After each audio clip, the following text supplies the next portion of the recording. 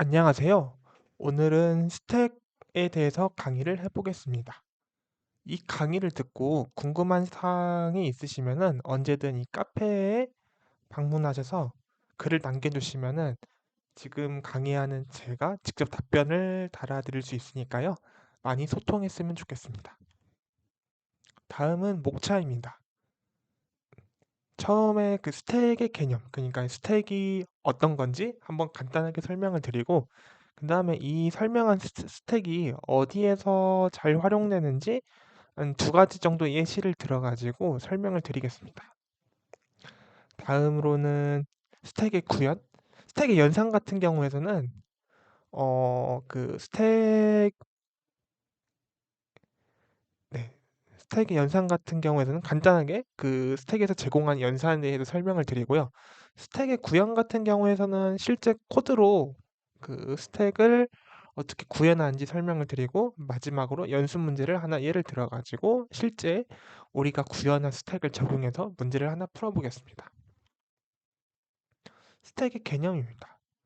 스택의 개념에서 제일 중요한 거는 이 FILO라는 단어예요. 그러니까 우리가 그 자료 구조라는 게 여러 가지 의미가 있지만 말 그대로 이 데이터를 다루는 어떤 그 구조체 같은 거라고 볼 수 있거든요. 그러면은 여기서 자료 구조에서 가장 중요한 게 데이터를 어떤 규칙으로 다루는지 이거를 우리가 이제 알아야 되는데, 스택 같은 경우에서는 FILO 이게 무슨 의미냐면은 first in 먼저 들어온 원소는 last out 나중에 나간다 이런 뜻입니다. 이거를 LIFO라고도 표현을 해요. last in, first out. 결국엔 같은 의미죠. 나중에 들어온 게 먼저 나간다. 이렇게 표현도 합니다. 그래서 스택 같은 경우에서는 연산을 두 가지를 제공해요. 푸시 연산, 팝 연산을 제공하는데요. 푸시 연산 같은 경우에서는 맨 뒤에 원소를 삽입한다. 그다음 팝 연산 같은 경우에서는 맨 뒤에 원소를 가져온다. 그래서 이 두 가지 연산을 제공하고, 둘 다 맨 뒤가 기준이란 걸 보시면은 이해하기가 쉽겠죠? 네. 글로만 설명하면 잘 이해가 안 될 수도 있는데요. 여기를 보시면 됩니다. 이 스택이 있고 처음에 1이라는 원소를 푸시했어요. 그 다음에 2라는 원소를 푸시했고요. 그 다음에 팝을 할 때에는 가장 나중에 들어온 게 먼저 나간다고 했죠. 가장 나중에 들어온 2가 먼저 나가서 팝이 되는 걸 볼 수 있습니다. 네. 그 다음에 스택의 활용 분야 같은 경우에서는 두 가지를 설명드릴 거예요. 그래서 첫 번째는 웹 브라우저의 뒤로 가기 기능이 있습니다. 여러분들 그 웹 브라우저를 보시면은 그 웹페이지가 한 개로만 돼 있는 경우는 많이 없을 거예요. 예를 들면은 우리가 가장 많이 이용하는 게 그 네이버에서 검색을 많이 하잖아요. 네이버에서 검색어를 누르고 검색어를 입력하고 검색을 하게 되면은 그 검색어에 대한 그 뭔가 검색 결과가 나오죠. 그러니까 다른 페이지로 이동을 하는 거죠.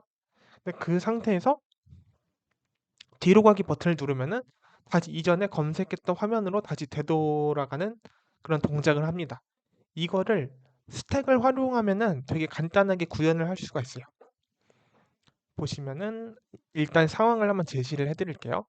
아래 10페이지에서 뒤로 가기 버튼을 두 번 누르면 어떻게 될까요? 그러니까 A라는 페이지가 있어요. A라는 페이지에서 링크를 타고 B로 갔어요. 그 다음에 B라는 페이지에서 링크를 타고 C로 갔어요. 근데 만약에 이 C 페이지에서 뒤로 가기를 한번 누르면은 B로 가야 되고, 뒤로 가기를 한번 더 누르면은 A로 가야겠죠? 네, 이거를 지금 스택을 활용해서 구현을 해볼 겁니다.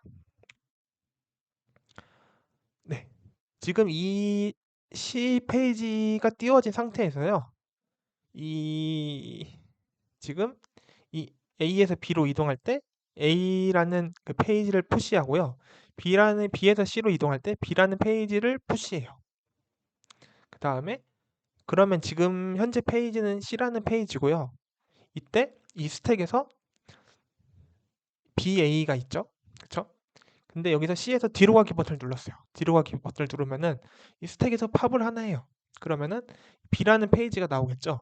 그러면 이 B라는 페이지를 띄워주면 되고요. 이제 팝을 했으니까 없죠. 그 다음에 A 뒤로 가기를 한 번 더 누르면은 이제 A라는 페이지가 팝이 되면서 A라는 페이지가 뜨겠죠. 이렇게 스택을 활용해서 웹 브라우저의 뒤로 가기 기능을 네, 쉽게 구현할 수가 있습니다. 다음으로 넘어가 볼게요. 네, 두 번째인데요. 함수의 호출과 반환이라고 되어 있어요.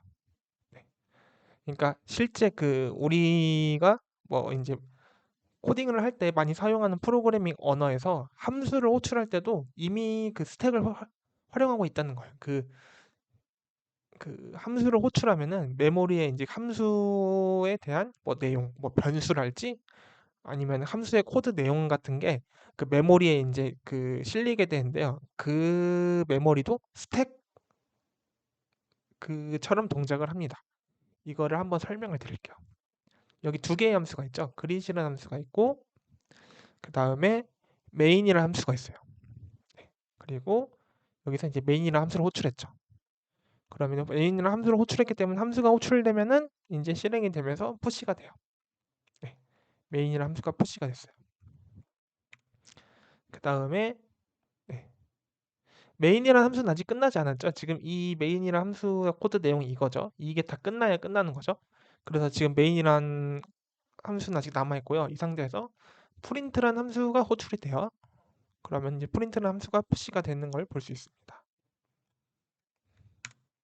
그 다음에 이 그릿이라는 함수가 호출이 되죠. 이 그릿이에요. 네. 그릿이라는 함수가 호출이 되고요. 이때는 이 함수가 호출될 때는 이 함수는 끝난 거잖아요. 그래서 프린트라는 함수는 팝이 되고 그릿이라는 함수가 푸시가 됩니다. 그다음 이 그릿이라는 함수가 이제 끝났어요. 그러면 이제 그릿이라는 함수가 팝이 되고 그 다음에 이 밑에서 이 함수가 푸시가 되는 겁니다.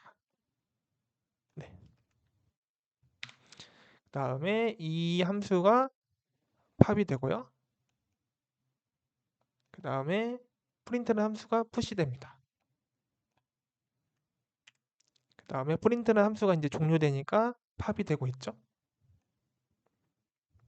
그 다음에 마지막으로 메인이라는 함수가 이 코드가 모두 끝났기 때문에 메인이라는 함수가 끝나고 메인이라는 함수도 팝이 됩니다. 이런 식으로 함수의 호출도 스택을 활용해서 쉽게 나타내는 것을 볼 수 있었습니다. 다음으로는 스택의 구현이에요.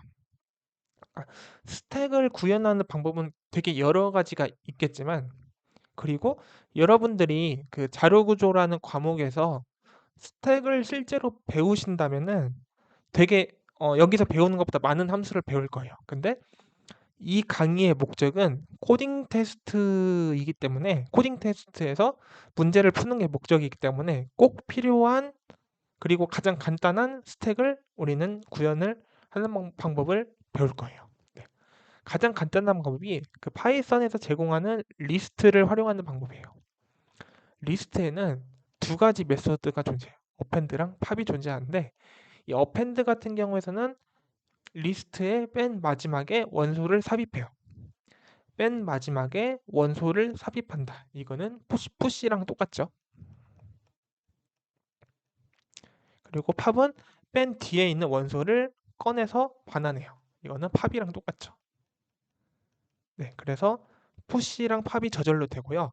리스트는 그뭐 C 언어의 배열 같이 크기가 고정된 게 아니라 알아서 크기가 늘어나기 때문에 이 뭐 그 원소가 몇 개 당겼나 뭐 이런 건 신경 쓰지 않아도 돼요. 우리는 푸시랑 팝 이거를 어펜드, 팝 메서드를 활용해서 하면 됩니다. 실제 예시를 보여드릴게요. 네, 빈 리스트를 만들었어요. 그 다음에 어펜드를 했어요. 그러면은 1이라는 원소가 푸시됩니다. 그 다음에 2라는 원소가 푸시됐고요. 그 다음에 3이라는 원소가 푸시됐어요. 여기까지 1, 2, 3 순서대로 이렇게 딱딱 들어갔죠. 1, 이게 첫 번째 들어가고 그 다음에 두 번째 들어갔고 이게 세 번째 들어갔어요. 여기까지 어펜드, 그러니까 푸시 현상이죠. 팝을 할 때는 가장 최근에 푸시한 3이 푸시되고요. 3이 팝되고요. 그 다음에는 2가 팝이 되고 그 다음에 1이 팝이 되겠죠. 네. 이런 식으로 손쉽게 이건 구현한 것도 아니죠. 그냥 리스트를 활용한 거죠. 리스트를 활용하면은 코딩 테스트에서 스택 관련된 문제는 그냥 이거 풀 수가 있는 거죠. 쉽게. 네, 따로 구현하실 필요가 없어요. 이걸 알아두시면 되고요. 네. 마지막으로 연습 문제를 하나 풀어보겠습니다. 연습 문제 같은 경우에는 이제 올바른 괄호 매칭이라고 되어 있는데요. 주어진 문자열 S가 주어졌을 때 S의 괄호 매칭이 올바른지 확인하는 솔루션 함수를 작성해라. 주어진 문자열은 이렇게 구성된다. 뭐 둥근 가로도 있고 각진 가로도 있고 주름 가로도 있습니다. 그리고 함수의 시그니처는 이거와 같다. 네, 문자열을 받고 그 다음에 반환은 true 아니면 false니까요. 네, 괄호가 매칭되면은 true 아니면 false를 반환하는 겁니다. 그래서 여기에 예시가 있어요. 네, 매칭이 되니까 true, 매칭이 되니까 true. 여기는 둥근 가로인데 여기는 닫힌 가로니까 false. 여기는 둥근 가로, 각진 가로 이렇게 되어 있는데 열린 가로하고 그 반대 순서대로 이렇게 닫힌 가로가 나와야 괄호가 매칭이 되는 거겠죠. 근데 이거는 순서가 안 맞으니까 false. 이건 순서가 맞죠? 그래서 true 이렇게 됩니다. 이거를 우리가 이제 그 괄호가 문자열이 매칭되는지 확인하고 true 아니면 false를 반환해 주면 돼요. 그런데 여기서 보면은 몇 가지 방법이 있겠지만 지금 문자열의 길이가 이 10의 4승이면 10,000개잖아요. 10,000개까지 들어오기 때문에 이 시간 복잡도 n 제곱 알고리즘으로 구현하게 되면은 여러분들이 이용하는 그 코딩 테스트 채점 사이트 뭐 백준이나 프로그래머스에서 하면은 시간 초과가 날 경우가 많을 거예요. 그렇기 때문에 그러니까 n제곱 같은 경우는 다 비교하는 거겠죠. 네. 그렇기 때문에 조금 더 효율적인 방법이 필요하고요. 이거를 이제 우리는 좀 네, 스택을 활용해서 한번 해보려고 합니다. n제곱으로 하면 어떤 방식으로 할 수가 있을까요? 이것도 한번 생각해 보는 것도 재밌겠죠? 네. 문제 접근하는 방법을 한번 생각해 봅시다. 일단은 우리는 이 문제 스택을 활용할 건데 그렇다면 처음부터 이 문제를 스택을 활용해야겠다 이것보다는 어떻게 하면 스택을 활용하겠다는 생각을 했을까 이거를 조금 고민해 볼 텐데요. 우리가 사람이 괄호가 매칭이 되는지 안 맞았는지 이거를 확인하는 그 과정을 한번 봅시다. S라는 문자열이 이렇게 들어와요. 이렇게 들어왔어요.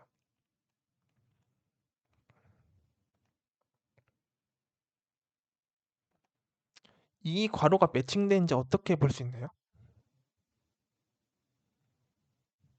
얘랑 얘랑 쌍이 맞는지 보고요. 그 다음에 얘랑 얘랑 쌍이 맞는지 보면 되죠. 그렇죠?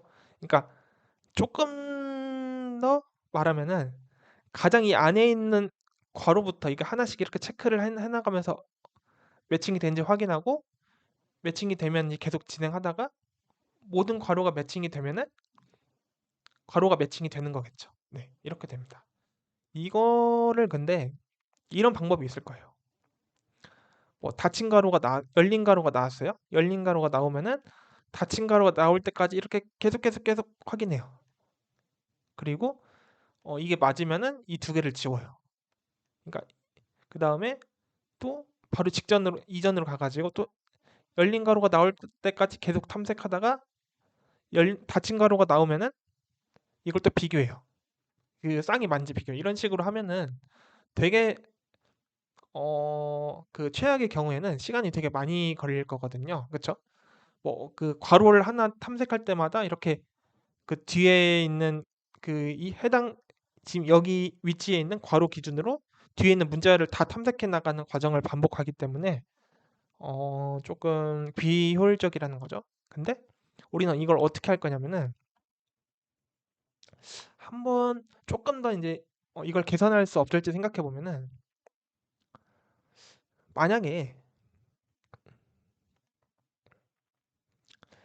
이 닫힌 괄호 만났을 때 가장 최근에 있었던 이 닫힌 가로가 나오기 전에 가장 최근에 있었던 열린 가로를 우리가 바로 알 수 있다면은 되게 문제를 쉽게 해결할 수 있지 않을까요? 그러니까 이, 이 주름진 가로가 나왔을 때 이 주름진 가로가 나오기 전에 가장 최근에 열린 가로가 주름진 가로였다는 걸 바로 알고 그 다음에 이 둥근 가로를 만났을 때 가장 이 매칭이 된 가로들을 빼놓고 가장 최근에 그 나왔던 열린 가로가 둥근 가로라는 걸 이렇게 알면은 바로바로 가로 매칭이 되는지 확인할 수 있다는 거죠. 네. 그러니까 이거를 이제 이게 아이디어인데 그렇다면 이걸 이제 어떤 방법으로 할 수 있을지 고민을 해보는 거죠. 닫힌 가로가 나왔을 때 가장 최근에 있는 열린 가로를 알아야 돼요. 그쵸? 가장 최근에 있는 열린 가로를 알아야 돼요.